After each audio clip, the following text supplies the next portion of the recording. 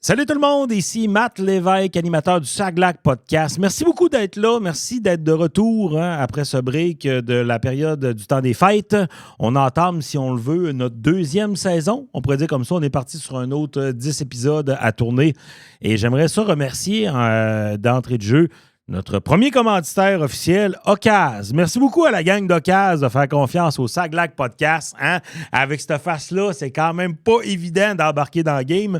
Non, mais sérieusement, merci beaucoup. Ocaz, c'est une compagnie, c'est des jeunes qui sont concessionnaires de chars usagés. Si jamais vous cherchez un automobile à prix très abordable, allez les visiter. Ils sont dans le coin de Jonquière et j'ai vraiment beaucoup aimé votre site Internet, soit dit en passant. Je suis allé visiter ça vite fait. Et puis, ça disait, on ne vous fera pas croire que la cour est pleine de chars. Elle l'est pas, mais demandez-nous ce que vous avez et je pense que c'est ça leur force. Ils sont très, très, très à l'écoute de leurs clients. Alors, allez les voir. Ocaz, c'est dans le coin de Jonquière. Si vous cherchez un véhicule usagé et puis des bons prix puis une bonne équipe, ils sont là. Merci beaucoup d'être là. Merci beaucoup d'être de retour. Épisode 11 aujourd'hui. On commence ça. C'est un épisode de SWEF. L'épisode de SWEF, je vais m'entretenir souvent avec des gens du milieu brassicole parce que j'aime ça et parce que c'est des personnalités, c'est des entrepreneurs qui me fascinent. Aujourd'hui, j'ai reçu Vlad Antonov. Aujourd'hui, je vous le dis, à partir de cet épisode-là, j'ai décidé d'élargir le concept. Avant, je recevais des gens qui étaient juste des gens qui venaient de la région d'ici. Mais là, à cette heure, j'élargis ça à Saguenéen, Janois d'adoption. OK? Vlad, ça fait au-dessus de 20 ans qu'il est ici. C'est une personnalité connue. Hein? D'ailleurs, on est allé prendre une bière ensemble. Et puis, moi, il n'y a personne qui m'a reconnu dans l'établissement où on était. Et Vlad se faisait envoyer la main aux 2 minutes. On a parlé de son parcours, de son départ de l'Europe pour venir ici au Québec. On a parlé aussi de son amour pour les produits brassicoles. Et on a aussi parlé de son début d'entrepreneuriat avec la microbrasserie Opéra, laquelle il est propriétaire, et puis l'installation de leur usine et de toute l'histoire de l'Opéra qui se passe de présentation. Si vous ne connaissez pas l'Opéra, petite gang d'amateurs, allez vous siffler une pinte puis aller manger une bonne pizza là-bas. C'est la meilleure pizza en région ici. Alors, épisode très, très, très, très cool. Je vous rappelle que si vous voulez voir mon one-man show qui s'intitule Grunge, c'est ma 2e heure de matériel. Je le promène un petit peu partout. Cet épisode-là va sortir début février. Là. Vous êtes stand-by 2 jours. Le 8 février, je suis à la microbrasserie Saint-Honoré à Saint-Honoré pour présenter ce show-là. Il reste quelques billets. Dépêchez-vous de sauter là-dessus. Je vais me promener un petit peu partout. Le 14 février, dans le cadre de la Saint-Valentin, je suis à la microbrasserie Le Coureur des Bois pour présenter une demi-heure de nouveaux stocks. C'est un show humour et musique. Il va y avoir une partie humour, c'est moi qui fais ça. Et puis après ça, c'est mon chum Dominique Pelletier qui va faire de la musique. Dominique, si vous ne le connaissez pas, c'est la plus belle voix du Québec. Et c'est le gars qui chante dans Caravane puis dans Bonanza, son projet solo. Fait que sautez là-dessus. Et le 15 février, je serai au Théâtre Palace Arvida en première partie de Simon Delisle. On va fêter son 40e anniversaire. Simon qui va venir faire son tour au podcast prochainement. C'est l'intro la plus longue que j'ai jamais faite de toute ma vie. Je tenais à remercier le commanditaire, je tenais à faire ces petites plugs-là, mais sur ça, je me tais et craquez-vous une canette puis écoutez cet épisode-là. C'est avec Vlad Antonov puis on a eu du fun. C'est un nasty temps. Bon podcast.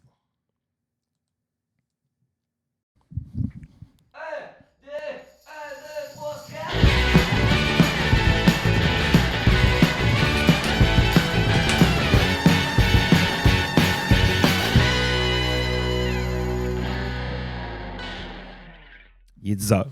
Il est 10 heures, il y a le droit. Merci Vlad d'être là. Merci à toi pour l'invitation, Matt. Toujours bon ça. Chaud bateau. Allez vous procurer ça. Une belle collaboration entre l'Opéra et le bateau de nuit. Le mythique bateau de nuit. Mon repère. En après-midi, moi, je suis au Joe Dion quand je suis à Québec. C'est vrai. Et le soir, je suis au bateau de nuit. C'est tout le temps mes 2 spots que j'aime flâner. Merci beaucoup d'être là. Je vais l'avoir dit en intro, mais là, on va comme Le concept du Saglac Podcast, c'est de recevoir des gens du Saguenay-Lac-Saint-Jean pour qu'ils nous parlent de leur parcours. Mais là, à partir de cet épisode-là, parce que je voulais absolument t'avoir, parce que tu es un visage connu, on va élargir le concept pour être un Saguenayen janois d'adoption. Les gens qui sont du Saguenay... Oui, exactement. Je pense que... Breton, Saguenayen, tout ça. Ça passe aussi. Effectivement. On va passer par ton histoire. Fait que là, toi, t'as quel âge? Puis t'es né... on y va des détails comme ça. Les gros détails. Ouais. J'adore. T'es né c'est en France. J'étais en Bretagne. En Bretagne, à Saint-Malo. À Saint-Malo, il y a un bon 44 ans, bientôt 45. OK, on est là. Ouais. On est là. Une couple d'années. Parfait. Puis ça fait combien de temps que tu es au Québec? Écoute, j'ai attaqué ma 20e année quand même. Donc, je veux dire, une grosse partie de ma vie a été passée quand même au Québec. Ben là, il y a quasiment la moitié. Exact. OK, parfait. Fait que là, t'es à Saint-Malo. Qu'est-ce qui fait en sorte que tu... Ciboulette, ça a été compliqué, toutes ces affaires-là. Écoute, moi, je suis né à Saint-Malo. J'ai fait toutes mes études dans la ville de Rennes, en Bretagne. Ouais, OK. Une ville assez festive, très étudiante, beaucoup de bars. Je pense qu'on avait le record des bars en France, la fameuse rue de la Soif. Donc, c'est pour ça que je me suis bien plu au Québec aussi en arrivant. Mais on appelait ça la rue de la Soif? C'était la rue de la Soif. C'était vraiment le nom de la rue? Elle était réputée dans toute la France. Okay, Les gens allaient faire la rue de la Soif à Rennes. OK, parfait. Plus de bars que d'habitants, je pense, mais on aimait ça. Mais ça fait que j'ai fait mes études là-bas, vraiment universitaire, dans le fondamental, etc., un master. Puis j'étais arrivé à une époque de ma vie où je ne sais pas trop quoi faire de ma vie, justement. Et c'est l'université Laval, à Québec, qui cherchait quelqu'un dans mon domaine d'études pour faire un doctorat. Qui était? C'était, écoute, la géologie métamorphique, là. Okay. Un peu tordu, là. Mets un spaghette dans un blender et puis tu manges la boîte et tu essayes de deviner avant si c'était un spaghette ou une pizza. En gros, c'était déterminer les roches, c'était quoi avant de passer dans une montagne. OK. Donc là, écoute, en France, normalement, tu as étudié là-dedans en Bretagne? Ouais. OK. Et puis, on était peut-être, je sais pas, 5-6 dans le monde à travailler là-dedans. Fait que l'université Laval, et puis affiliée à l'INRS, l'Institut national de recherche scientifique de Québec, avait besoin de quelqu'un dans mon domaine. Donc, ils m'ont contacté en disant, ils ont contacté mon université, vous avez quelqu'un sous la main, est-ce qu'on pourrait le récupérer? Donc là, écoute, moi, j'étais en Bretagne, je savais pas trop quoi faire de ma vie. Puis, je me suis dit, pourquoi pas aller au Québec? Puis en France, un doctorat, c'est 3 ans. Au Québec, c'est pas 3 ans, pas en tout. Fait que je me suis dit, je vais aller passer 3 ans au Québec et je vais revenir en France, vivre ma petite vie. Et puis, écoute, ça a pris un peu plus de 7 ans où je suis resté dans la ville de Québec. Et puis par la suite, j'étais consultant minier pendant une couple d'années. Puis après, le projet Opéra est arrivé. Donc, écoute, je suis toujours là. Qu'est-ce qui a mené justement à faire de la géologie, mais comment t'appelles? Métamorphique. Métamorphique à, OK. Tu as toujours eu sûrement cette piqûre-là. En Bretagne, avec des copains, tu brassais-tu de la bière? Pas en tout. Non? Écoute, OK. Il y a 20 ans, le monde de la microbrasserie, même en France, c'était pas tant connu que ça. Même au Québec, quand je suis arrivé... Il y avait quoi, 40-50 microbrasseries à tout péter, là, vraiment? Ça a commencé fin des années 80 ici. Ouais, 80. C'est 87, je pense. 84, je pense, Mississauga au début, qui a été le cheval blanc par la suite, etc. Ouais, OK. Il y a eu 3 vagues de brasseries dans le Québec. Puis, on est resté longtemps, une vingtaine de brasseries, là, dans les années 90, fin 90. Il y a eu un deuxième envol des micros, etc. Mais il n'y en avait pas des tonnes. Puis moi, quand j'étais en Bretagne, comme on disait, qu'importe le goût pourvu qu'on ait l'ivresse. Fait qu'en gros, on buvait à peu près n'importe quoi. C'est quoi la culture? Justement, je voulais te poser cette question-là. C'est quoi la culture en Bretagne? Est-ce que c'est, mettons, parce que, tu sais, mettons, on sait que, mettons, en France, le vin est plus populaire que la bière. En Belgique, c'est vraiment la bière. En Bretagne, c'est... On n'est pas raciste, on boit tout. Oh, OK. Non, mais il n'y a pas quelque chose de plus populaire. Il y a des places, c'est le cidre. On boit beaucoup de cidre, c'est sûr et certain. Okay. Les vignobles, on n'a pas en toutes. Fait qu'à part le muscadet, un petit vin blanc sec qu'on mange avec des huîtres, qui serait presque breton. Les distillats, donc le chouchen, qui est de l'hydromel. Okay. Puis évidemment de la bière. En fait, vraiment tout ce qui traîne. Là, c'est la région de France où il y a le plus de bars par habitant. Là. Puis si tu regardes une carte avec les bars, là, la Bretagne, elle est rouge complète. Okay. Fait que c'est cette tradition de l'apéro. La culture bière là-bas est quand même assez forte. Elle commence à l'être. Là. Il commence à y en avoir de plus en plus. Mais quand je suis parti, il n'y avait rien. Donc c'est vraiment en arrivant au Québec, je ne connais pas la bière, pas en toute. Puis j'habitais juste en dessous d'un dépanneur, la Duchesse d'Aiguillon à l'époque, qui est devenue l'Axe du Malte, là, dans Saint-Jean-Baptiste. Puis j'allais acheter une caisse de... Oui, OK. C'est ça, de la rue d'Aiguillon. Oui, d'Aiguillon, OK. Oui, okay. Ouais. Puis j'allais acheter une caisse de Mousette, je pense, c'est une connerie de même, là, ouais. Une 12 pour l'apéro. Puis c'est le propriétaire de l'époque, André Chalifour, qu'on salue bien haut, qui m'avait dit, écoute, mon homme, tu remets ça à sa place tout de suite, puis tu vas t'acheter des bouteilles de Charlevoix. Donc, c'était la Domino's Vobiscum blanche, Vobiscum, la double et la triple, je pense. Il m'a dit, tu pars avec ça tout de suite.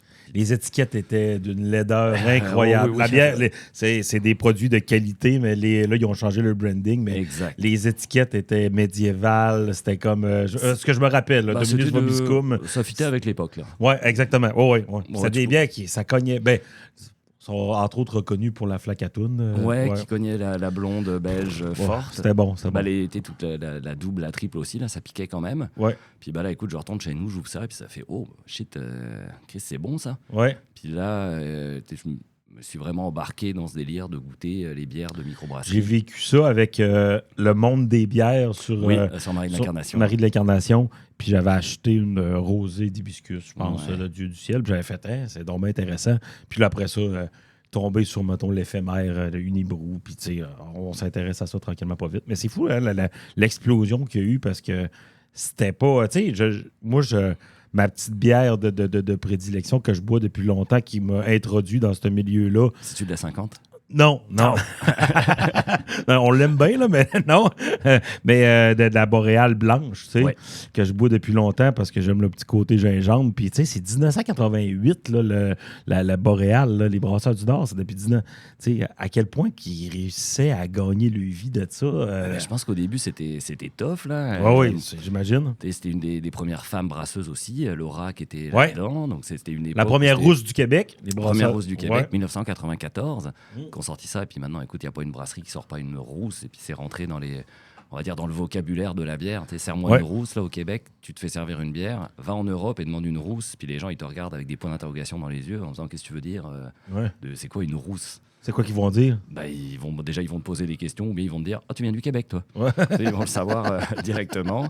Et, ils vont appeler la bière par le style. Ça va être, une Amber Ale, une Red Ale, une Bitter, une Tatati. Là, ça commence parce que il y a du monde à la messe aussi en France maintenant. Je pense que c'est quasiment 3000 microbrasseries en France. Ouais. Donc ça fait... Donc là, on recommence à parler un peu de couleur dans les bières, mais avant, c'était juste des styles. Tu achetais un style de bière et pas une couleur. C'était prévu dans l'entrevue. Là, je veux qu'on fasse ton parcours, mais je veux qu'on se garde une bonne période pour jaser juste de bière parce que... J'adore parler de bière. Oui, ben, je sais. Puis t'es chroniqueur bière ici, justement. Fait que c'est merveilleux. Écoute, t'arrives au Québec. Là, tu me parles de ton être... tu commences à goûter des produits de microbrasserie. Qu'est-ce qui fait en sorte qu'un moment donné, tu te ramasses au Saguenay puis que tu startes un projet avec une microbrasserie? Déjà, il a découvert cette passion de la bière qui a été, en commençant par mon dépanneur après, il me téléphonait une fois aux 2 mois quand il y avait une nouveauté parce que quand on repense. T'habitais vraiment en haut? J'habitais juste à côté, j'étais à 100 mètres. Là, suffisamment bas pour pas vouloir ramener mes vides. Mais que j'avais le courage de remonter pour aller acheter des plaines. C'est bien. Puis il m'appelait en fait dès qu'il y avait une nouveauté, mais à l'époque une nouveauté c'était une fois aux 2 mois. Il y a une nouvelle bière, c'est pas genre 50 produits comme c'était en 2024-2025. Donc là je goûte les bières. Petit problème de financement pendant mes études, la compagnie qui paye mon doctorat fait faillite. Donc là, plus d'argent qui rentre. Fait que t'es pogné au Québec et puis t'as pas beaucoup d'argent sur ton compte en banque. Donc il y a le bateau de nuit à Québec sur la rue Saint-Jean, le bar mythique, le premier bar à bière de microbrasserie en fait de la ville de Québec. Le bonhomme, c'était un Breton qui tenait ça, Didier. Il me fait je pense que t'as plus de thunes. C'était Didier qui avait monté avant ça. que. Avant que Sébastien. Cool. J'en apprends. Je pense que c'est 12-13 ans à peu près le bateau de nuit. Puis c'était un Breton qui tenait ça d'une manière un peu. C'est encore clandestin. Hein. Des fois, je dis au monde, au bateau de nuit, le monde ne savent pas. Il n'y a pas d'enseigne. Fait que... Je pense que ça avait été pire à l'époque. C'était pire. Il n'y avait rien. Didier, il ouvrait quand ça lui tentait. Je me rappelle. Oui, parce que la première fois qu'on avait été là, on l'avait cherché. Puis, mais quelle belle place. OK. Fait que. Ça a fait que tu as travaillé là? J'ai travaillé là-bas. Je me souviens très bien de comment ça s'est passé. C'était un jeudi soir. Je suis au comptoir. Il me dit je sais que tu n'as plus d'argent. Ça te tente plus de travailler ici. Je suis comme bah ouais. Il me fait tu connais la bière. Il me dit t'as-tu déjà travaillé dans un bar? Je dis jamais. Il m'a dit écoute, la case enregistreuse, c'est old school, ça s'ouvre ici. Et puis pour changer un cake, tu verras, il y a une poignée, tatata. Il m'a donné les clés. Puis il a fait bye. Donc là, c'était un jeudi soir dans les rues de Québec. Écoute, il n'y a rien que j'ai pas eu là. Des mineurs qu'il fallait que je carte, de la bataille, la personne qui vomit dans l'escalier, un dégât d'eau à l'étage qui coulait sur le bar. Tout. Tu parles pas ce soir. Le même soir. Ce soir est là, ouais, OK. C'était ton initiation. Ouais, j'avais aucune maîtrise, rien. Puis lui, il regardait tout sur les caméras de surveillance. Puis, en tout cas, Pour ceux qui ne le savent pas aussi, le bateau de nuit, c'est à l'étage. C'est un étage. Et Sébastien, ou sûrement l'entrée propriétaire aussi, ils mettent le keg au 3e étage. Oui. Fait que ça, monter des. Tu sais, puis on parle de. Tu sais, oui, il y a beaucoup de 30 litres, mais je pense qu'il y a du 50 aussi. C'était du 50 à l'époque. Ouais. T'as vu ma shape aussi, c'est pour ça que non, mais cette même ta shape, je veux dire, tu sais, c'est. Comment ça pèse un 50 litres pour que les gens. Là, un keg de. 140 livres à peu près? Ouais, c'est environ 140 livres. Ouais. Fait que c'est ça. Puis tu montes ça dans les escaliers. Puis les poignées, des fois, sont un petit peu coupantes. Ouais, puis l'escalier du bateau de nuit. Ouais, c'est ça, c'est très. Québec old school, là, c'est ça. Faut pas être trop large pour porter des kegs. OK. Écoute, ça fait que je suis rentré. Le lendemain, il m'a appelé. Puis il m'a dit j'ai regardé sur les caméras, c'était Bagdad, pas mal. Puis il me dit t'es-tu toujours correct pour travailler? Puis j'ai dit bah oui. Si j'ai réussi à passer à travers cette soirée-là, il n'y aura aucun problème. Je suis rodé. Ouais. Puis c'est là que ça a fait de fil en aiguille des rencontres avec des brasseries, découvrir encore plus de produits brassicoles. Mm-hmm. Puis là, j'ai commencé à être bénévole pour des microbrasseries, le Bocquier Bière de Sherbrooke, à faire tous les festivals pour eux autres, donc derrière leur kiosque. Et puis, OK, c'était dans le temps pour les festivals, ils prenaient des pigistes un peu comme ça. Tu peux venir nous représenter, tu connais bien nos produits. Tu connais bien nos produits, tu as l'air de triper. Donc, j'allais été à Montréal, Chambly, les festivals de Québec, un peu partout derrière leur kiosque. Et puis, là, j'ai rencontré énormément de brasseurs. Ouais. Puis, par la suite, c'est là que je suis rentré consultant minier. Puis, donc, je travaillais pas beaucoup par année, j'étais bien payé. Donc, ce qui me laissait beaucoup de temps pour aller justement faire les festivals, etc. Ah, OK, c'est bien ça. Donc la mère de mes enfants à l'époque, on s'est rencontrés. Elle a décidé de revenir au Saguenay. Elle m'a dit est-ce que ça tente-tu de venir avec moi? J'étais écoute, moi, je travaille à gauche à droite en contrat pour des compagnies minières. Donc je fais OK, let's go pour le Saguenay. Consultant minier, t'avais-tu besoin de te déplacer? Ouais, moi, il n'y a pas une place dans le Québec que j'ai pas fait. Là, t'es de la Côte-Nord, la Abitibi, Témiscamingue, Témiscouata, la Beauce. Je me suis baladé beaucoup. Mais notre Québec, je le connais de fond en comble. Ouais. Mais c'est ça, mais peu importe où ce que tu étais, tu pouvais quand même faire ton métier. Je veux dire, tu avais un contrat, il fallait que tu te déplaces là-bas, mais tu restais pas sur place. Non, on me disait tu vas passer 10 jours à telle place, là, Belle Terre dans le Témiscamingue. Après, tu vas aller 2 semaines en Abitibi. Après, tu vas aller. C'est ça. Donc, c'était de la balade. Et puis, sinon, j'étais chez nous à pas faire grand-chose. Donc, c'est là que je me suis mis à écrire sur la bière, à commencer à écrire dans le journal Bière et Plaisir à l'époque. Oui. Ça existe encore? Juste le site internet. OK, il n'y a plus le format papier. Non, c'était un journal, pour ceux qui ne connaissent pas, qui était distribué. C'était 180 000, je pense, papiers. Oui, on l'avait au courant des bois de le Il y en avait absolument partout là, dans les maxi. Philippe Wouters, puis OK. C'est bon. Donc, c'est ça qui m'a mis un peu les pieds dedans. OK. Puis là, tu arrives au Saguenay, puis là, c'est là que l'opéra arrive dans... C'est encore une fois dans un festival de bière à Montréal où je cuisinais. Qui était le Winter Warmer. Et puis là, on fait l'événement. Parce que la cuisine occupe une bonne place dans ta vie aussi. Exactement. Ça fait longtemps, ça? Ça fait une quinzaine d'années à peu près, je pense. OK. Je pensais que ça faisait plus longtemps que ça. Ouais, non, ça fait un petit bout. Là. C'était genre dans mes temps libres, justement. Je me suis dit, tiens, je pourrais commencer à cuisiner, quitte à rien foutre. Autant apprendre la cuisine. Puis là, j'ai rencontré les fondateurs de l'opéra à l'époque qui m'ont juste dit, je pense que tu es au Saguenay, toi. Tu fais pas grand-chose, fait que ça te tente-tu de venir nous rencontrer? Puis, donc là, je retourne au Saguenay, puis on fait une petite rencontre, et puis on me dit, voilà, on monte une microbrasserie, puis ça tente-tu d'embarquer à l'époque comme gérant? Puis j'ai fait, écoute, pourquoi pas, lancer une nouvelle brasserie, et puis... Qu'est-ce que ça représente, gérant? C'est-tu gérant du personnel? Écoute, il n'y a rien que j'ai pas fait, je pense. Là. Non, je sais, j'imagine, mais... Là, c'était gérant de soir, gérer la salle, gérer le staff, les réservations, s'assurer que tout se passe bien. Faire les formations de bière, etc. Puis par la suite, ça a été, écoute, j'ai été en cuisine. Des fondateurs de l'opéra, ils sont pas encore tous là. Là, il reste Pat et Karine, mes 2 associés. Donc maintenant, on est 3 personnes. Tu as pris la place de la personne qui a quitté. Il y en a eu quelques-unes à passer quand même. Donc là, il reste le trio, on va dire, de base. Les fondations, puis on est les mêmes et dans le resto et dans l'usine de production aussi. On est en quelle année quand l'opéra arrive? C'est fondé en quelle année? C'est 2014, parce qu'on va fêter notre 11e anniversaire en juin prochain. 2014, OK. Ça fait un petit bout. Ça passe vite. Ça passe vite. On le voit juste avec nos cheveux blancs et puis la barbe qui blanchit un petit peu sur les photos. On se dit, ça fait quand même un bout de temps. Oui, mais tu travailles dans le milieu des microbrasseries. Moi, je pense qu'une année... Quand tu travailles là-dedans, ça équivaut à 2, voire 3. Je pense que pourtant, toi, ça paraît pas, et puis tu as travaillé là-dedans aussi. 7 ans. 7 ans. Ah, moi, je trouve que ça paraît. Non, alors j'ai travaillé 7 ans. J'ai bien aimé ça aussi. Ouais, mais c'était sûr et certain. Quand je suis retourné vivre à Dolbeau, la première place que j'étais allé j'ai donné mon CV. C'était au coureur direct. Ouais, ben c'est ça. Puis là, puis je m'attendais à rien. Hey, j'avais donné mon CV au Canadian Tire. Tu sais, quand tu dis, là, j'essaie tout. Et la fille qui travaillait là, Marie-Pierre, qui est comme. Elle a travaillé là longtemps, ça a été ma collègue, c'est mon amie. Elle me dit, hey, j'aurais peut-être un petit chiffre pour toi, une fois par semaine. Je sais que c'est pas grand-chose, mais là, j'ai dit, j'ai rien en ce moment. Ouais, je ça, viens au de donner vendre des mon. 2 par 4. Je viens de donner mon CV au Canadian Tire, fait que je vais le prendre. Et finalement, je me suis ramassé à travailler 6 jours semaine tout l'été là-bas. Elle me dit, hey, demain, j'aurais besoin de toi. Hey, demain, j'aurais besoin de toi. Fait que j'étais là tout le temps. Fait que j'ai pas vu mon été passer. Puis à faire de la route aussi, parce qu'on se croisait souvent à l'opéra quand tu venais pour faire ta représentation, Oui, etc. oui, mais là, j'étais moins dans les représentations à cette époque-là. J'avais comme arrêté un peu l'humour.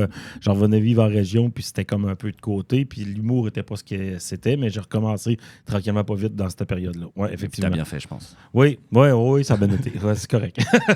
Fait que là, en 2014, l'opéra arrive. Toi, tu brasses pas de bière? T'es pas. Je brasse pas de bière, moi. Non? Toi, parce que tu sais, tout le monde qui te connaît, t'es le visage brassicole du Saguenay. Là. Fait que tu brasses pas de bière. T'as sûrement fait des collabos avec du monde pour. Juste, mais tu sais comment faire ça? Je sais comment faire, mais c'est quelque chose qui m'a jamais tenté. Je suis un peu trop intense dans ce que je fais quand je me trouve des passions. Tu sais, quand ça a été la cuisine moléculaire ou plein d'affaires. Ouais. Et là, je peux être. Passer du temps à gosser. Ouais. Je m'étais toujours dit que si je me mettais à brasser de la bière, je pense que mes temps libres seraient consacrés à faire de la bière. T'es comme un aide-brasseur. Quand mettons, tu t'aides, tu sais, comme un moment donné. Je fais tout plutôt. Là. Je lave des kegs, je transporte les kegs. Exactement. C'est ça. Là où il y a besoin, je suis là. C'est ce que j'ai fait aussi au coureur à un moment donné. J'ai pas jamais de brassé de bière, mais tu sais, apporter, peser le grain, apporter ça, vider les poubelles avec tout justement les céréales dedans, après ça, avec le malt dedans, puis après ça, laver les machins. Qu'est-ce que tu job? Tu sais, on a le produit fini ici. C'est beau, c'est raffiné, là. Mais en arrière de ça, il y a des gens qui sont en big bill avec des bottes mi-cuisses qui ont chaud. Couvert de flotte, de la céréale partout, t'es dans la poussière. Oh, ouais, non, c'est pas. Faut pas oublier que c'est un métier artisanal aussi, la microbrasserie. On pense pas à ça. Nous, les gens ils nous disent vous avez une usine, etc. Ouais. Mais non, ça reste que on est des petites équipes. Il faut que tout le monde touche à tout. Là. Ouais. Nous, si tu viens visiter l'usine à Jonquière, tu vas te rendre compte que tout le monde fait tout. Ouais. C'est pas t'as une tâche à titrer, c'est non, faut toucher à tout. Faut la polyvalence. Exactement. On reste un métier artisanal, donc on est des artisans. Okay. Ouais, là, tu le dis, à l'ouverture de l'opéra, est-ce que c'était... j'ai de la misère à me souvenir. Est-ce que c'était l'opéra comme c'est là? La cuisine est à la même place? Il me semble que oui, hein? Ça n'a pas... Ça n'a jamais bougé. Non, ça n'a jamais bougé. Ce qui a bougé, c'est la brasserie, parce qu'on brassait dans le restaurant. Oui, dans le petit coin. Petit coin, donc c'était vitré. Le but, c'était d'avoir vraiment un bar central, et que le client ait directement dans son champ de vision le four à pizza et la brasserie. Mm-hmm. Et ta bouffe, tu la vois qui est en train d'être faite, et puis ta bière, tu la vois être faite. Donc là, ça fait 1 an et demi que la brasserie a déménagé. Vous avez une brasserie, vous avez un local industriel, vous êtes dans le secteur de... Dans le parc industriel de Dans le parc industriel, oui. Okay. Sur Alexis. Comment ça se passe depuis que vous êtes là-bas? Ça se passe bien, c'est du sport encore. Hein. Ouais. On veut pas, on s'était habitué à nos petits gréements un peu tout pourris. Là. Ouais. On s'habitue... c'est comme quand tu cuisines chez vous, là, t'aimes ça cuisiner avec tes vieilles casseroles, et puis là, t'achètes air fryer, etc. Puis là, tu changes. Oui, là, tout est différent. Tout change, et puis nous, c'est pareil, on est passé d'un système un petit peu archaïque à du semi-full automatisé. Là. Ouais. Donc, il y a toujours de l'adaptation dans tout. Je suis pas retourné depuis. Qu'est-ce que vous avez fait avec le petit local? On s'est fait une petite salle privée. OK. Ouais, on a rajouté une trentaine de places. C'est là qu'on va être la semaine prochaine. Moi, je m'en vais là avec Simon. Exactement. Ah, OK, c'est bien ça. Donc, on vous a fait une belle petite place. Ah ouais, j'ai hâte. On s'est souvent fait demander là, une place privée. Il y a des gens qui réservent au restaurant, mais sans être jamais allés. Ouais. S'ils nous demandent, on va prendre votre salle privée. Puis c'est comme, salle privée. Il n'y a rien de privé. Il n'y a rien de privé du tout. Là. Si vous voulez avoir une petite conversation discrète, ça ne marchera pas. Fait que là, on a fait cette petite place-là. Puis pour accueillir des groupes. Puis, comment que la cuisine a évolué? Parce que tu as mis ton grain de sel là-dedans. Comment que la cuisine a évolué de l'opéra? Au début, quand vous êtes arrivé, il y avait le four à pizza. C'était ça le but. D'être une microbrasserie et pizzeria. Et là, la pizza... Si jamais les gens, moi je le dis toujours, si vous êtes de passage au Saguenay, vous allez manger une pizza à l'opéra parce que c'est de loin la meilleure pizza. Ça n'a aucun bon sens comment que la pizza est bonne chez vous. Puis moi, je prends vraiment, je suis pas un essayeux dans la pizza. Tu sais, mettons, genre, il y a du porc effiloché, tout ça. Non, je veux rien savoir. Moi, je prends la classique, puis j'enlève les champignons pour mettre des piments. Puis, tu sais, moi, je pense que l'important, c'est la pâte puis la sauce tomate. C'est ça. Et puis la là, cuisson au feu de bois. Oui, effectivement. Là, chez vous, c'est quelque chose avec. Il y a comme aussi, si vous êtes sur place, il y a un mur à sauce piquante. Fait qu'on s'amuse avec ça. Puis des fois, on fait comme oh shit. Ouais. On n'a pas regardé l'étiquette et on a une surprise. Ouais. Non, mais c'est vraiment, vraiment super. Là. La bouffe est tellement bonne à l'opéra. Autant les sortes de bâtons de pizza qui est servi sur un skate. Les là, petites cheese sticks. Ouais. Non, tout est vraiment bon. Je vous invite à aller bouffer là-bas si vous êtes de passage à Jonquière. Mais OK. Fait comment que la cuisine elle a évolué? C'est des essais-erreurs, vous essayez des trucs ou Il faut essayer de toute façon, on n'a pas le choix. Et puis la cuisine a évolué en fonction de qui tient les rênes de la cuisine. Ouais. Le chef, c'est important. C'est sûr que la pizza, ça reste notre élément principal. Mais chaque chef qu'on a eu, il apporte sa petite touche. Il apporte sa touche, parce que il commence à y avoir des restos aussi beaucoup au Saint-Jean. Faire de la pizza, c'est cool, mais on veut aussi s'amuser un petit peu comme dans la bière.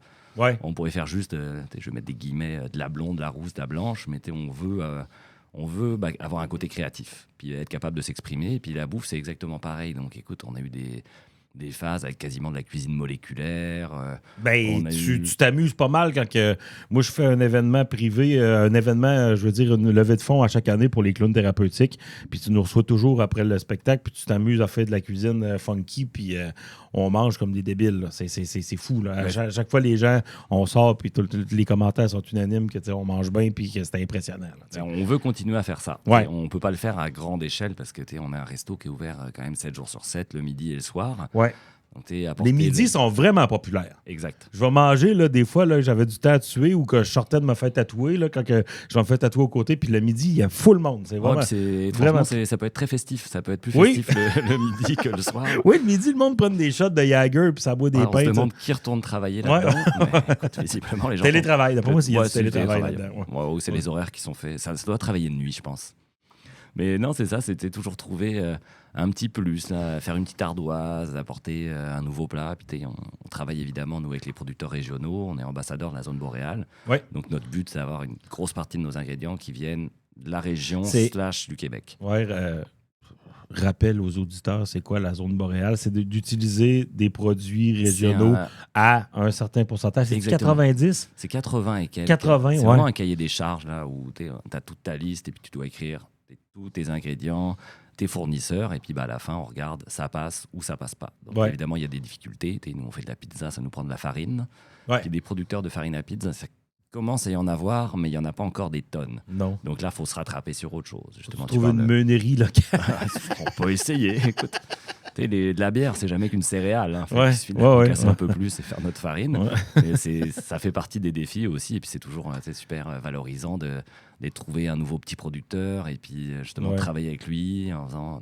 On en a souvent justement des gens à venir. Tiens, moi je fais des camerises dans le chocolat, je fais des fruits lyophilisés, je fais du bacon maison, producteur de porc. Donc à chaque fois c'est comme ok, let's go. Puis là c'est le défi. Bon, alors maintenant qu'est-ce qu'on en fait? Puis c'est trouver un plat et puis le mettre en valeur. Mais vois-tu, des fois, il y en a qui se font carrément avoir parce que je sais que vous faites affaire avec le domaine Cajot. Ouais. Mais une fois que vous avez fait affaire avec eux autres, je pense que le mot s'est passé ou je ne sais pas trop, mais il y a eu beaucoup de microbrasseries qui sont arrivées. Puis là, c'était les framboises. Puis là, toutes les microbrasseries avaient besoin d'une sûre aux framboises. Fait que là, lui, il était comme, moi, je fournis plus en framboises, j'en ai plus. Là, c'est ça qu'on s'est retrouvé avec plus de framboises non plus. Ouais, c'est ça. Puis le prix des framboises était plus cher. Puis en tout cas, c'est ça, parce que autant la cuisine que la bière, il y a des modes. Puis, il y a des périodes aussi, tu sais, de brasser une sûre, tu t'arranges pour brasser ça au mois d'avril pour qu'au mois de mai, ça soit des kegs, puis que les gens, les périodes estivales, aient ça une gauze ou des trucs de même, là, tu sais. Ah, mais étrangement, plus maintenant. Toutes les petites bières aux fruits, ça se boit à longueur d'année. Ça se boit à longueur d'année. Mais c'est plus populaire, mettons, dans une certaine période de l'année. C'est sûr. Quand la terrasse est là. Aller sur une terrasse, une petite bière acidulée aux fruits, c'est sûr que ça passe mieux qu'à moins 30 dehors, les pieds dans la neige. Un beau pastry stout, là, au gros soleil, tu fais voir. Il y en a pour tous les goûts, de toute façon. Oui, c'est vrai. Oui. Moi aussi, je pense ça, mais il y a quand même des modes. Comme dans les cuisines, tu sais. Est-ce que vous êtes du genre à suivre les modes où vous dites, nous autres, c'est la pizza, on va essayer des petites choses, mais on reste quand même avec notre créneau. Non, on reste avec le créneau. Ouais. On essaye des Parce que les tartares arrivent, sont super populaires. On va-tu là? On l'a fait longtemps, là, ça va revenir. C'est un petit peu... Ben, c'est correct, ça. On fait des petites rencontres. Vous avez tous des les lundis. nardoises qui est là, puis c'est comme périodique, puis c'est pas toujours sur le menu. Puis Quand il y en a, il y en a. Quand il y en a plus, il y en a plus. Là. Ah, c'est bien correct, ça. Parce qu'on travaille avec les saisons, évidemment. Là. Donc, t'as beau te dire, écoute, je vais travailler avec tel producteur. Lui, s'il a plus de morceaux de viande, bah, c'est fini. Là. Ouais. Donc, c'est quand on propose justement ce genre de nouveaux plats, bah, écoutez, il y en a tant qu'il y en a. Puis des fois, c'est juste se faire plaisir. C'est là 3 jours, c'est là 3 jours. Ça dure une journée, ça dure une journée. Ben, c'est correct, ça. Ouais. C'est vraiment correct aussi pour. Tu sais, c'est le même.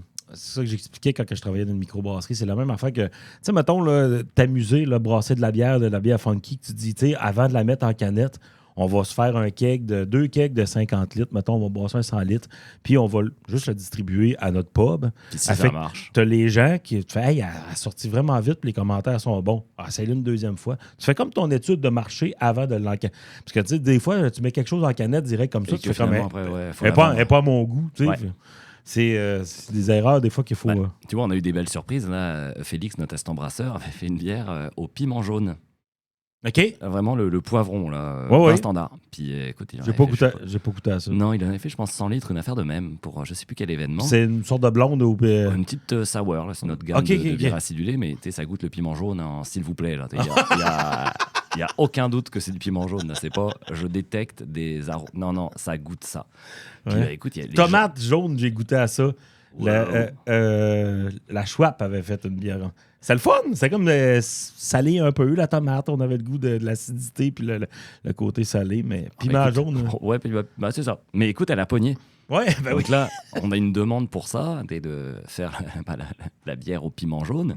Mais écoute, s'il avait fait 100 litres, je sais plus combien de kilos de piment jaune il avait mis dedans. Ouais. Puis là, on commençait à penser, attends, ça veut dire Les que frais, ça ouais. prend tableau, là, c'est à coup de centaines de kilos de piment jaune qu'il faut éplucher, épépiner et mettre en purée. Fait que là, pour l'instant, ça reste un petit peu de côté. Ça aurait été de la pop-tart. Piment jaune. Pop-tart poivron jaune, ouais. Pop-tart pour les piments, je sais pas. Ça aurait été cool, ça. Mais tu sais, c'est ça qu'on aime aussi. Hein. C'est comme toi, tu fais de l'humour. Puis de temps en temps, ce serait comme. C'est pas les spectacles, c'est une ligue d'impro. Tu changes un peu ce que tu fais, tu écris tes textes, etc. Puis Ouais. d'un coup, tu te dis, bah tiens, je vais partir dans une ligue d'impro. Puis là, on verra ce que ça donne. Ben, Puis c'est bien correct, ça. C'est bien correct. c'est Les gens exactement te ce qu'on suivent. De toute façon, tu vas réussir à la vendre pareil, t'as bien. Quand même, à moins. Ouais. À moins que ça goûte la vidangerie, là, mais on s'arrange pour que ça ça se arrive rende jamais. jamais Ça jusqu'à arrive jamais. C'est quoi les incontournables? On parle de bière, là, on rentre dedans. Là.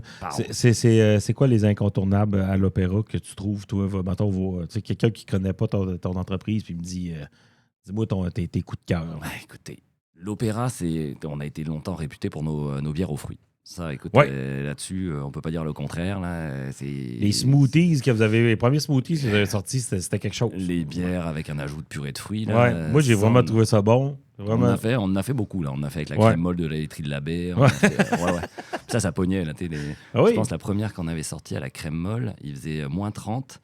C'était pendant le Covid, donc les gens ne pouvaient pas vraiment rester au restaurant. La petite canette. La petite canette, c'était avec les gars de Beetle Gang là, qui font du snowboard, une petite équipe Ouais. de petits snowboarders. Puis les gens pouvaient juste rentrer à l'intérieur du resto, prendre leur canette, payer et partir. Puis Ce que j'avais fait. on avait un line-up dehors, il faisait moins 30 degrés, ça avait pas de sens. Et puis on avait passé toutes les canettes dans la matinée. Là. Ouais. C'était débile. Là.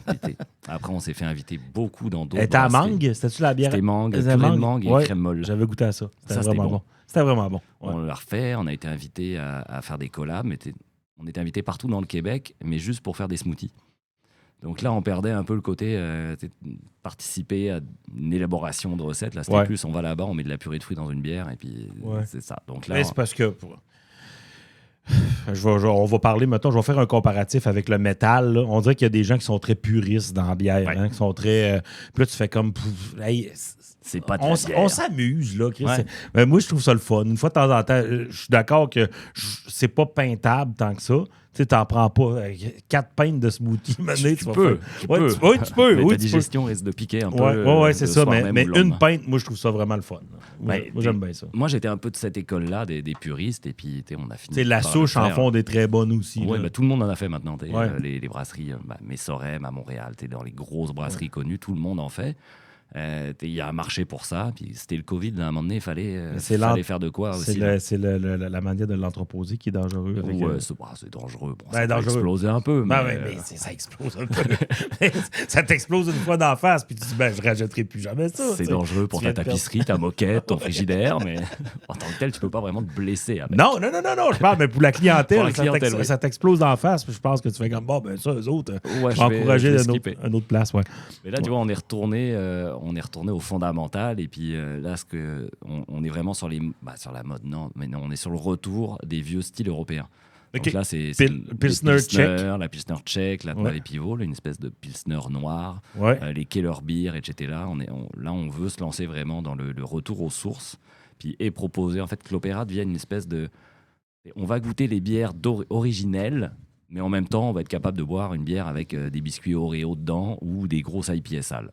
Ouais. Donc là, c'est un peu concilier tous les styles de tous les bords, et puis c'est juste nous se trouver. Là, c'est dur de trouver une identité brassicole, là. Au Québec, on n'a pas vraiment. C'est quoi une bière québécoise? On ne le sait pas. Non. Donc, une microbrasserie, c'est pareil. On se situe dans quoi? C'est quand tu utilises des... Non, c'est ça. C'est vrai qu'il n'y a pas vraiment beaucoup d'identité. Puis, est-ce que tu penses que ce que vous êtes en train de faire là est à la mode? C'est-à-dire que là, on a connu, mettons, 5-6 ans... On est dans la grosse mode du gros jus. Les grosses IPA. Les grosses IPA qui, selon moi, goûtent sensiblement tous la même chose. Là. Des fois, je suis comme, là, arrêtez de nous bullshiter. Là, vous mettez du houblon. Je veux dire, oui, les houblons ont leurs caractéristiques, mais je veux dire, à un moment donné, c'était juste du gros jus. Ça reste encore dans le style de bière qui se vend le plus au Québec, ça reste encore les IPA. Là, là, il n'y a aucun doute là-dessus. Mais il me semble qu'il y a un petit retour à la Pils, puis les gens... ils commencent... Ça, je pense que c'est les brasseurs qui tiennent vraiment à ça, là, parce que on travaille, mais on doit goûter nos produits, évidemment. C'est plate. Nous, des fois, on est content justement d'avoir une petite bière plus désaltérante, et puis quitte à la faire, autant bien la faire. Donc, on va se donner beaucoup de jobs pour, au final, ça ressemble... c'est une blonde, là, mettons, classique. Mais c'est là que le brasseur peut montrer vraiment ce dont il est capable, ses techniques de brassage, etc. Donc, il y a pas mal de brasseries qui rentrent un petit peu là-dedans. Maintenant, ce qui est le plus dur, c'est pas de la faire, c'est de faire comprendre à la clientèle que boire une petite Pilsner qui vaut plus cher que ta petite blonde de macro-brasserie, c'est meilleur, et puis de changer les habitudes de consommation. Donc ça, c'est notre travail pur et dur, c'est éduquer la clientèle, puis la population en disant « Non, regarde, arrête d'acheter ça, puis achète ça. C'est sensiblement pareil, c'est un petit peu plus cher, mais c'est artisanal, et puis ça a été fait avec beaucoup d'amour. Avec beaucoup d'amour, puis c'est des gens qui sont proches de nous qui l'ont fait. Puis, est-ce que tu... Parce que moi, s'il y a une affaire que je suis réticent dans le milieu de la microbrasserie, c'est la mise en marché qu'on a en ce moment.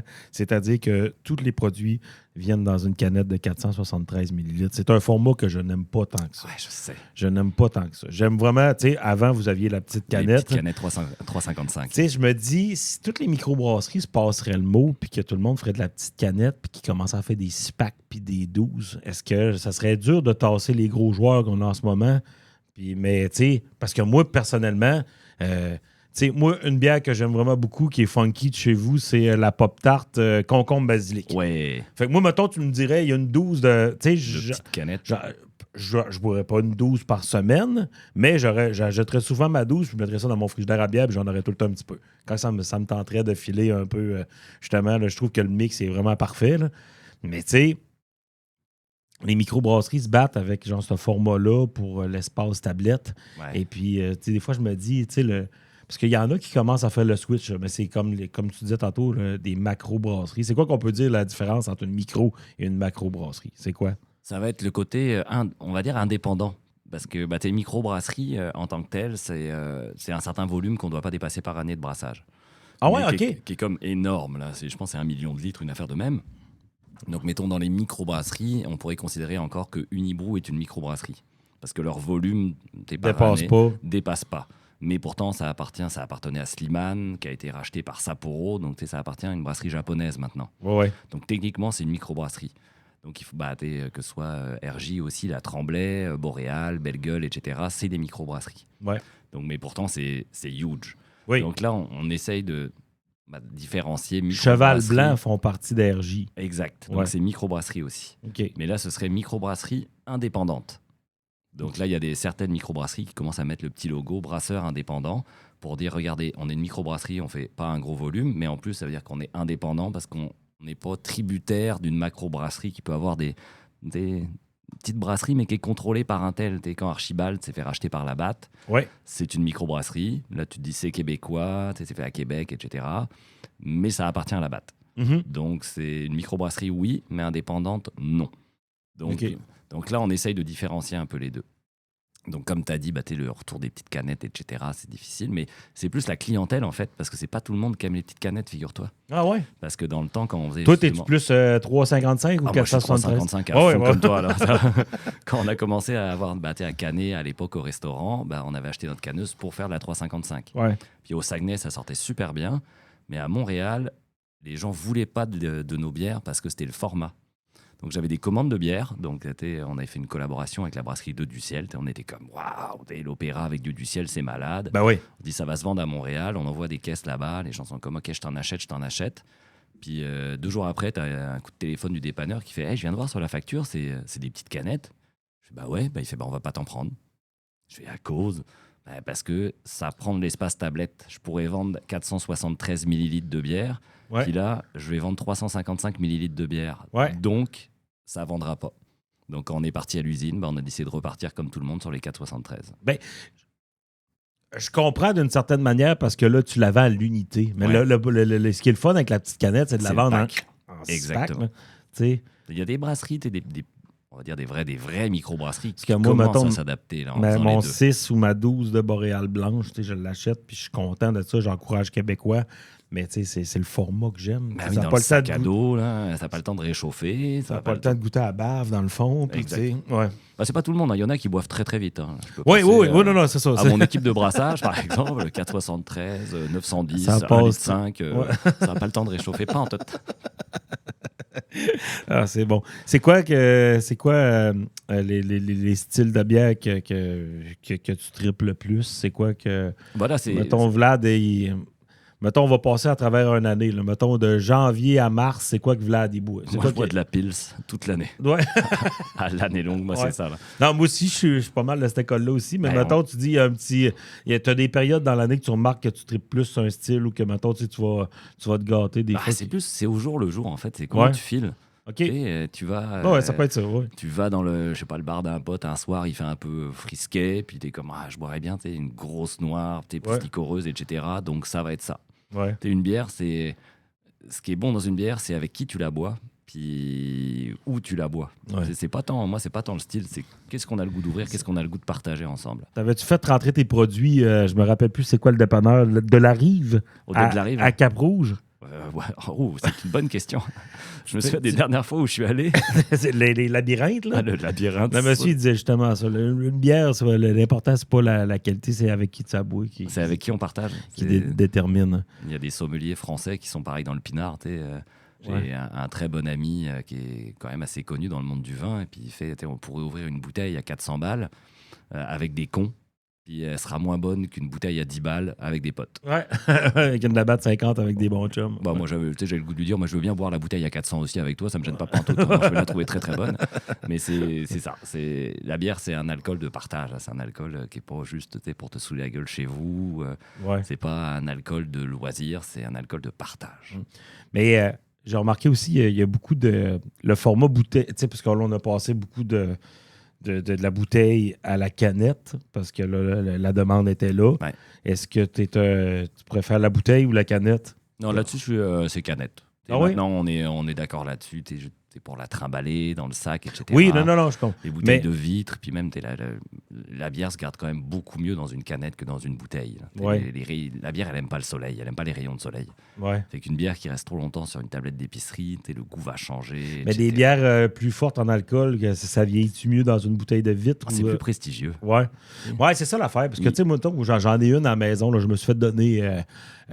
c'est le Trou du Diable, là, c'est leur anniversaire, je pense. Ça fait qu'ils ont fait une sorte de noir impérial au rhum. Puis moi, j'ai des colocs à Québec qui travaillent pour eux, fait qu'ils me donnent tout le temps des produits.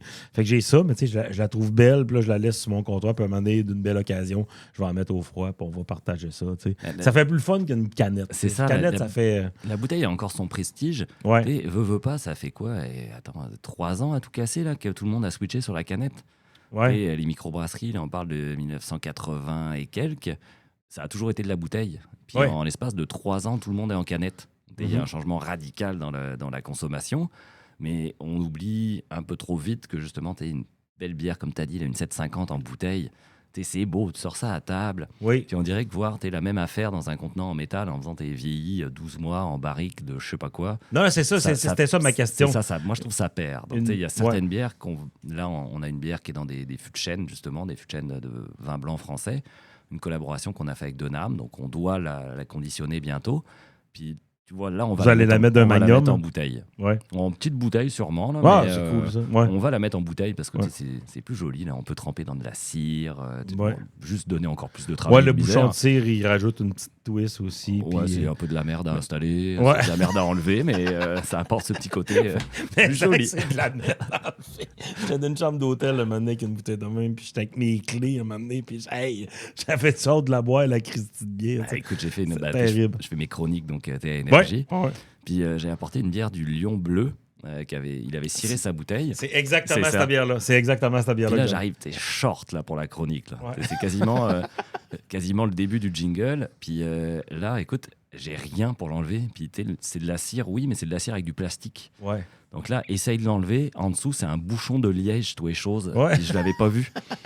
Et là, je courais dans les studios. Y a-tu un opener chez Rouge? Y en a-tu un dans le bureau du boss? Écoute, j'ai popé la bouteille, puis c'était le moment où il fallait que je parle. Pas le temps de goûter, pas le temps de niaiser, rien. Donc, tu vois, c'est du partage. C'est des expériences. Exactement. Ah, oui. Tu penses à les prochaines années, mettons, le milieu des microbrasseries, parce que là, on parle souvent d'une saturation du marché. Est-ce que tu penses qu'en ce moment, le milieu est saturé? On a-tu atteint...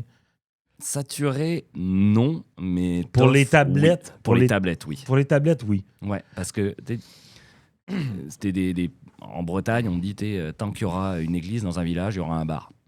Parce que c'est le lieu de rassemblement. Ça peut être un patelin de 200 habitants, tu auras toujours un rad pour aller boire un coup, pour aller jaser avec le monde. Ouais.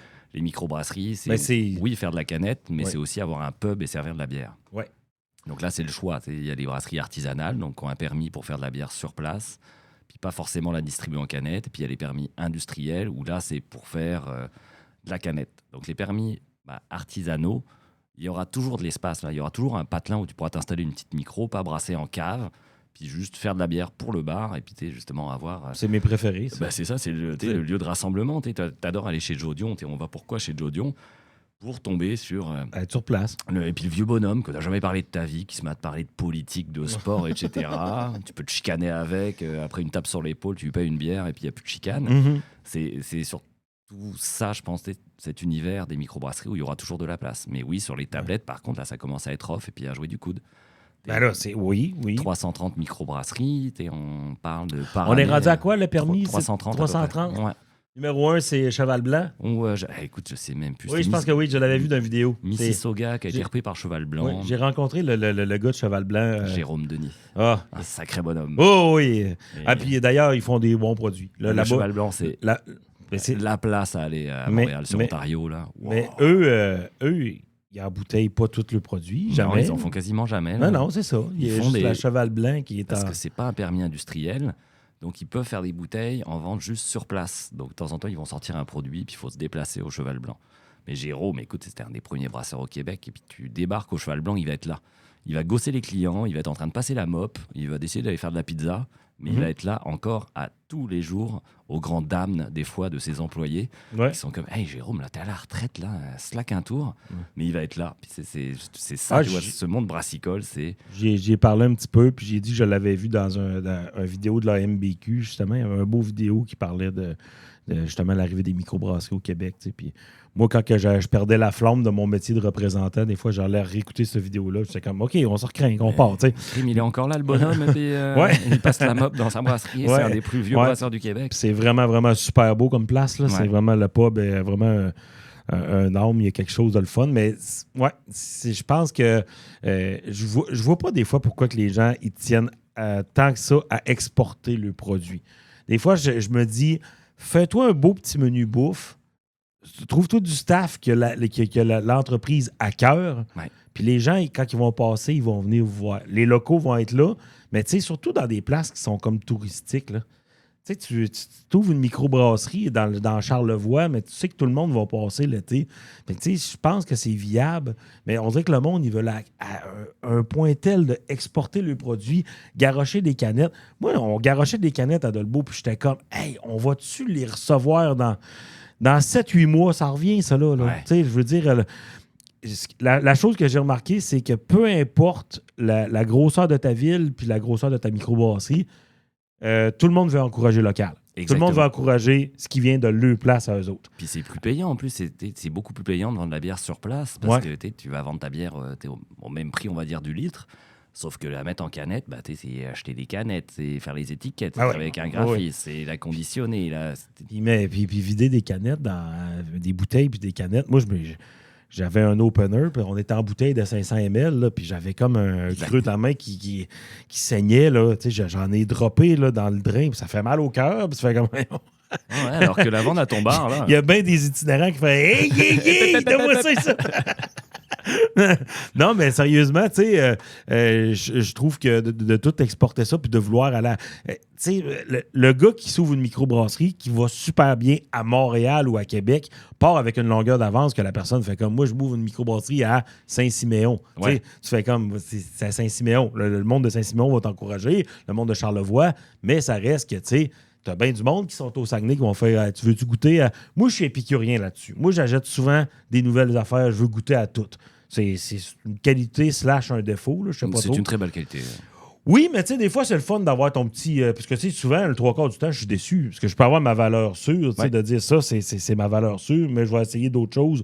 Et puis, je vais comme trouver j'aimais mieux ma valeur sûre, tu sais. Ouais, mais c'est bien d'essayer d'essayer oui, parce que c'est soutenir ça part un entre-deux. J'essaye une fois sur deux, tu sais, mettons. C'est soutenir le Québec, c'est soutenir l'artisanat, c'est encourager justement. Bon, après si c'est pas bon, tu fais juste switcher. Écoute, il y en a 330 des brasseries là. Ouais. On parle de 1600 nouveautés sur les tablettes par année là. C'est fou. Tu peux en essayer une tralée, puis au pire ça te plaît pas là, switch à l'autre là. Si tu les goûtes toutes là, chapeau. On essaie de convaincre la personne de s'intéresser au milieu brassicole, mais tu sais, quand une personne débarque, comme on va prendre par exemple ici, le plus gros détaillant, c'est sûrement le marché centre-ville. C'est le marché centre-ville, Tu débarques. Tu te perds. Hein. Moi, mon père, il m'a assisté à un moment donné, on débarqué pour acheter quelque chose. Je l'avais accompagné pour aller à l'hôpital, ici, à Chicoutimi, puis quand il avait vu le mur, il avait fait... Ah, barnac! Il n'est pas parti dans la petite chambre froide après à côté pour acheter de la blague en disant moins compliqué. La Budweiser. Non, mais tu sais, lui, ça l'étourdissait, tout ça. T'sais. Ouais, c'est se démarquer des autres. Tu fais quoi? Il faut que ta canette soit belle, il faut qu'il y ait des informations. Ton client, il a 1 seconde pour choisir un produit, et puis il ne va pas tout regarder. Là. Surtout qu'il y a des bières qui vieillissent moins bien, ces tablettes aussi. Plus il y en a... On parle de la grosse mode, c'est les IPA, puis il faut dire que c'est une des bières qui se conserve le moins bien. Exact. Ça perd en aromatique beaucoup. Là. Une IPA qui est 2 ans sur les tablettes, là. Non, ça coûte plus pas. Comme tu disais tantôt, là, quelqu'un qui ne connaît pas, qui dit tiens, je vais commencer avec ce produit, qui ne regarde pas la date de production, il va goûter, il va faire arc. C'est pas bon. Donc là, c'est cool d'envoyer de la bière, mais il faut aussi que ton détaillant, il soit alerte en disant écoute, cette bière-là, elle est dépassée. On met une durée de vie à nos canettes. On dit, écoute, si elles ne sont pas vendues en temps de temps. C'est quoi la durée de... Normalement, après 6 mois, ton IPA elle commence à perdre de fraîcheur. Là. 1 an et quelques, elle peut être encore très très bonne. Une Pils. Mais ça, une Pils, ça, t'en as pour un bout. Là. Ouais. C'est le houblon, en fait. C'est vraiment le houblon qui n'aime pas vieillir. C'est juste tu vas perdre en arôme. Tu vas perdre en arôme. Là. Donc, c'est comme faire un beau petit plat avec des beaux petits trucs et puis te dire... je vais le mettre dans mon congèle et puis je vais le réchauffer l'année prochaine quand il y aura du frimat dessus. Ça va être dégueulasse. Mais il y a un goût qui vient, mettons, après 1 an. Est-ce que la bière était oxygénée un peu? Elle va oxyder, c'est le houblon qui va commencer à... ça oxyde, ça devient un peu brun. Ça moi, vois-tu, avec des retours, on ouvrait des bouteilles puis on goûtait. Puis tu sais, ça, je l'ai... tatoué dans la gorge, ce petit goût-là. Je sais c'est quoi que ça goûte. Mais t'es pas obligé de les boire aussi, Matt. non, je sais, mais des fois, ça m'énerve parce que tu arrêtes de dépanneur puis j'achète quelque chose. Hey, ça, ça ici, j'achète, puis je pense pas à checker la date, puis là, je fais comme, oh non. C'est sûr que là, je check. Comme l'autre fois, là, moi, une microbrasserie de Montréal que je trouve est vraiment, vraiment super. La Mer à boire. Oui. La Mer à boire, font vraiment des Là, bons on est dans produits. les classiques purs et durs. Là, on est Ça, dans les classiques, mais moi, j'adore ça. J'ai bu une bitter là-bas l'autre fois, puis j'ai fait, OK, là, je suis à ma place. Mais là, j'ai acheté une... Les autres, ils n'en ont pas sorti beaucoup, là, des canettes. Là. Non, il les faisait avec la micro du lac. Ouais. C'était le propriétaire brasseur venait brasser à la micro du lac OK, pour oui, faire ses c'est ça. canettes. Puis Ouais. moi, oui, c'est pour ça que c'était vendu direct proche de Saint-Bruno. On se demandait pourquoi il y en c'est- avait au lac et que Ouais. c'est une Ouais. brasserie de Montréal. Fait que c'est ça. J'ai ouvert une canette, puis j'ai dit non, ça goûte pas ça d'habitude. Ah, Oh, c'est non, ça. c'était dégueulasse. Ça faisait 2 ans que c'était ça, tablette. Bah, écoute, je fais des chroniques sur Énergie Abitibi, mais t'es par téléphone. Ouais. Puis, quand ils choisissent les bières, c'est avec, on se fait un FaceTime dans le dépanneur. Puis, des fois, à Rouen-Noranda, il y a des produits qui sont là depuis un bout. Puis donc, c'est choisi. Puis, écoute, on l'a fait la semaine dernière pour choisir les produits pour les prochaines semaines. Puis, écoute, il y avait une brasserie, je dirais pas c'est qui, mais la brasserie n'existe plus. OK. Mais là, il y a encore les canettes. Donc, on me dit, est-ce que tu veux qu'on prenne celle-là? Je fais, bah. Non, parce c'est que- mort. Vu que ça fait une couple de mois qu'ils sont fermés, pas sûr que le produit soit top. C'est grave, ça. Ça faisait. Bah, ça fait mal à la microbrasserie en général. C'est plate pour la brasserie, mais c'est encore une fois, on parle du client qui ne connaît pas. C'est juste 15% des parts de marché, les microbrasseries encore. Donc sur 100 personnes, il y en a juste 15 qui achètent de la micro. Ouais. Donc tu te dis, on va essayer d'en trouver une nouvelle qui arrive, qui prend la canette de cette brasserie qui est fermée depuis un an. Il goûte, il va faire, c'est dégueulasse, je n'achèterai plus les bières de microbrasserie. C'est pas parti à 15% au début. Là, je veux dire, vous avez gagné vos parts de On a marché, été mais. dans le 9%. Là, il y Oui, a puis une c'est dizaine même d'années. avant ça, maintenant, ça Ouais, représentait c'était des années. peanuts, là. Oui, c'est clair. Là. On a l'impression que tout le monde en boit. Au Saguenay, c'est sûr qu'on a cet élan. On est la région avec le plus de brasseurs par habitant. Là. Mais je pense que le monde en boit. Le monde va sur place en boire, mais quand c'est le temps d'en acheter pour la maison, la personne va switcher pour sa caisse de Corona. On regarde ou, le portefeuille, c'est sûr et certain. Là. Ouais, Mais tant qu'écoute, il y a une coupe de canettes qui sont achetées. Là. Les gens qui achètent en disant hey, je vais acheter des produits chez vous, puis je vais les faire connaître à ma famille, à Montréal, Écoute, c'est ce qu'on veut, c'est tout. T'es pas obligé d'en acheter une 24 par semaine. Non. Mais c'est juste encourager local. C'est ça qu'on veut. Ouais. C'est ça qu'on va faire. Oui. On dirait un truc de politicien en ce Ouais. moment. Ben oui, c'est ça. pas le bon moment, je crois. Hey, ben, tantôt, tu disais, l'entretien achève. Écoute, tantôt, tu disais, la bière n'aime pas le soleil. J'ai quelque chose à te dire. Mais pourquoi, mettons, les bières? Parce que moi, mettons, les bières que je vais boire le plus rapidement puis qui vont rentrer le plus, ça va être les bières qu'on appelle les bières importées. Ouais. Pas les bières canadiennes, Ta tout ça. petite Corona. Oui, Corona, Heineken, Grolsch. Ouais. Grolsch, ouais, j'en ai bu pas mal de ça. De la Beck, n'importe quoi. Comment ça se fait que une Heineken en De la canette puis une Heineken en bouteille, c'est zéro la même affaire? Ah ouais, et puis c'est Puis vraiment. là, tu sais, une Heineken en bouteille, ça se boit tout seul. Là. Moi, je suis de ton école aussi. Ouais. C'est mon péché mignon, là, on va pas le dire trop fort. Mais c'est mon petit péché mignon d'avoir ma petite bouteille de Heineken. Mais c'est justement cette lumière qui passe à travers la canette et qui va venir skunker la bière. OK. Donc, c'est des bières qui sont houblonnées quand même. Et puis, ça sent un peu la moufette. J'adore, j'aime tellement C'est ça. ça, le petit côté tellement pote, ça. moufette, etc. Ouais. Mais il y a des brasseries qui vont volontairement, dans les macro-brasseries justement, Ouais. à s'arranger pour avoir ce petit côté un peu skunké.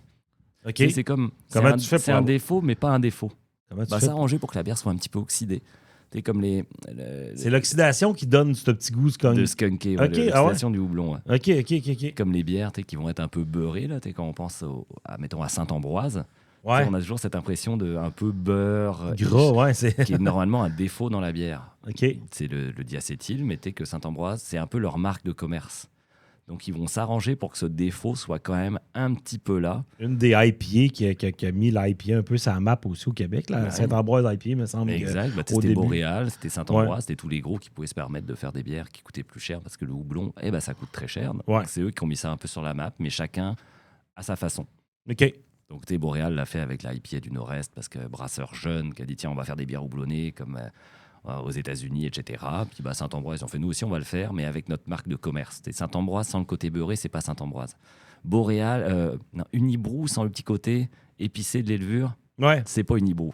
Levure saison qu'ils prennent? C'est des levures belges. Ouais, c'est ils ça, sont levure. venus avec leur levure de Belgique là, dans le temps, et puis ils conservent C'est ce bon, côté Unibroue, épicé. là. Oui. Unibroue, c'est à cause qu'on les oublie parce que ça fait longtemps qu'ils sont là, mais hey, moi, les éphémères au cassis, là, j'en ai bu de ça, puis tu sais, toutes les bières sont bonnes, là. C'était mes premières bières quand j'étais à Saint-Malo dans le temps. Ouais. On avait justement un bar à bière qui faisait essentiellement de l'importation. Puis écoute, on allait là-bas comme des ticus, là, parce qu'il y avait de la fin du monde à 10%, 11%, et puis on n'y allait pas pour le goût. Là. Ouais, non. C'était comme, il y a une bière à 9%, il y a une bière à 10%. Puis, Ouais. tu sais, en fait, je buvais québécois, mais sans vraiment, sans le savoir. Ouais. Puis regarde, écoute, je suis encore là, et puis on fait de la bière. Et check, vois-tu, récemment, ils ont sorti une...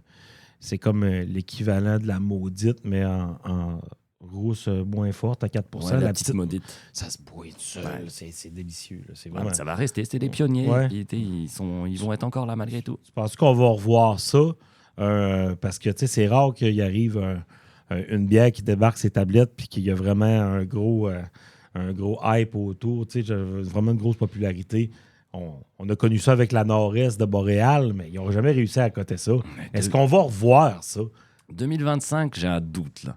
Tous les brasseurs se baladent beaucoup. Là, il y a des brasseries qui partent en voyage de recherche et développement aux États-Unis pour le houblon, qui vont aller en Europe de l'Est. Il faut que ce soit, il y a un style qui débarque. Il faut trouver quelque chose là, qui va pogner. Donc, c'est pour ça que le Québec, on est un peu à cheval entre tous les styles. On essaye de grappiller qu'est-ce qui marche, mais sauf que là, on commence à avoir fait le tour de pas mal. Là, on a tout fait. Là, donc, faire parler de toi, c'est quoi? C'était faire, je sais pas, une collaboration avec, j'en sais rien, Taylor Swift ou je sais pas quoi. Regarde, on a fait sa bière et puis là, ça va pogner. Mais à part ça, là, c'est de la mise en marché. Et puis, c'est essayer de trouver une nouvelle recette qu'on écoute. Peut-être que ça va être une bière au piment jaune. Là, crime, on l'attend celle-là. On l'attend. Pour ceux qui veulent venir éplucher des piments jaunes avec nous, il n'y a pas de problème, on la fera ensemble. OK. C'est bon. C'est quoi tu penses, mettons en terminant, c'est quoi que tu penses que, mettons, ça pourrait être quoi les prochains styles de bière qui pourraient... On s'en va vers quoi? En alcool, c'est les nanos. Ah oui? Ouais, on est passé des bières fortes. Après, il y a eu les bières de type session, donc 3 à 4%. Puis écoute, maintenant, c'est pas compliqué, c'est les nanos. Là. Les gens ont moins d'argent, les gens surveillent leur consommation d'alcool. Les nanos, ils se vendent quasiment le même prix que... Non? Ouais, c'est ça qui est... c'est comme les bières sans alcool. Ouais, les bières sans alcool, ça me fait... cher à faire qu'une bière avec alcool. Ouais, ça me fascine, ça. Donc, rendu là, achète-toi une liqueur ou je sais pas, mais au moins, essayer de trouver une façon de faire une bière faible en alcool, mais qui coûte moins cher. On est rendu à 3 mois par année où les gens arrêtent de boire. C'est quoi? Sober October, Dry January, et puis février, je sais pas pourquoi. Ouais. Donc, il faut trouver un produit pour concilier un peu les habitudes de consommation, puis aussi le portefeuille. Donc là, c'est pas mal ce qui s'en vient. Là. On en parle beaucoup de toutes ces tendances. Étrangement, la personne qui boit de la bière sans alcool régulièrement va dire la meilleure, c'est la caisse au maxi. Au maxi, sans name, no la name. Blonde, puis il n'y a pas de nom. Oui, et écoute, c'est ce qu'on m'a dit aussi, figure-toi. Puis elle coûte 8$ pour la 12, 8,50$, je pense. Puis moi, je l'avais acheté un moment donné, je l'avais fait comme qui. Tu sais, ça goûte la bière, là. C'est contre ma religion, fait que au pire, je vais l'essayer, mais en rajoutant une petite once de vodka dedans, pour leur kicker un peu. Mais c'est là qu'on s'en va de toute façon. L'opéra ira pas vers le sans-alcool. Non, pas le sans-alcool, trop compliqué. On va sûrement aller vers les nanos. Oui, mais il y a déjà des microbrasseries qui le font déjà très bien. Exact, on va leur laisser ça. Et puis nous, on va juste essayer de concilier, d'être capable de faire une bière faible en alcool, mais avec quelque chose de plus. Une bière au piment jaune à 2,5%. Génial. Un V8 rendu là. Good! Hey, c'est un plaisir de te recevoir. Ça fait 1 heure qu'on jase. Y a-tu des affaires qui arrivent pour l'opéra bientôt? Vous avez-tu des grosses sorties à annoncer? Vous avez-tu...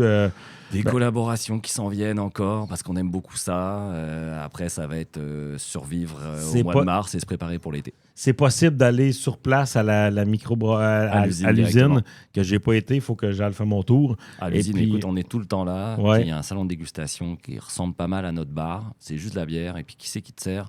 C'est nous autres. C'est l'équipe de brassage. Là, tu sonnes, on arrête de faire ce qu'on fait, on vient, on te sert une bière, on parle avec toi, on t'explique la bière, on fait des visites, tout est possible. C'est merveilleux, ça, c'est chaleureux, puis tu vois les installations. T'es les pieds dedans, là. T'es dans la brasserie, puis avec l'équipe de brassage. Vous brassez-tu, on peut-tu avoir des scoops, là? Qu'est-ce que vous brassez cet acide, là? Vous avez-tu des nouveautés qui s'en viennent? On a là une nouveauté qui s'en vient en canette, qu'on va canner cette semaine. C'est une collaboration qu'on a fait avec la brasserie Madawaska, une brasserie à Desjolies, sur le bord du New Brunswick. Je connais très bien. Le festival d'humour d'humour et de chansons là-bas. J'étais allé Tu vois, il y 3 a ans. une microbrasserie là-bas. Ouais. Puis le gars s'est déplacé il y a quelques semaines pour brasser avec nous. Donc on fait un style, encore une fois, européen, là, une Keller Beer OK. qu'on va mettre en canette. C'est quoi une prochainement. Keller Beer? Ah, je vois souvent ça passer, mais c'est... On va dire que c'est une pseudo-lager, mais ça englobe plein de trucs en fait. Là, on va Ouais. dire qu'elle va être rousse, maltée, puis avec Elle a une couleur ambrée. exactement. OK. Mais qui va ressembler justement dans la palette des pilsners. C'est OK. entre la blonde et la pilsner noire, donc on a ça. C'est ambré, mais c'est pas très amer. C'est ça. L'IBU est quand même assez beau. Très très bas, puis Ah, on est OK. sur la céréale. C'est OK. faire comprendre au monde ça goûte quoi la céréale dans la bière. Ben, c'est le meilleur. Moi, je trouve Et puis ça. après, écoute, des idées, on en a plein. Il faut nous surveiller parce que ça va trop vite tout le temps. Ils ont-tu... c'est juste une usine où ils ont une place pour boire là-bas à Desjolies? Ils ont un hôtel, figure-toi. Un hôtel? C'est un hôtel. Le Mad- petit resto, salon de dégustation, c'est un hôtel. OK, shit. OK. Ça, j'adore ce genre de principe. Moi. Quand le gars il nous a dit mon salon de dégustation, c'est un hôtel, je fais parfait, faut qu'on vienne. Ah ouais, on va aller faire notre Le tour. pittoresque, c'est ça Ouais. qu'on aime. Parfait. Hey, merci Vlad, on Un mettra gros ça. merci à toi. Je pense qu'on aurait pu jaser de bière encore pendant 1 heure. Fait Sans qu'on- aucun On problème. mettra ça pour un autre épisode. Merci beaucoup. Ah, merci à toi.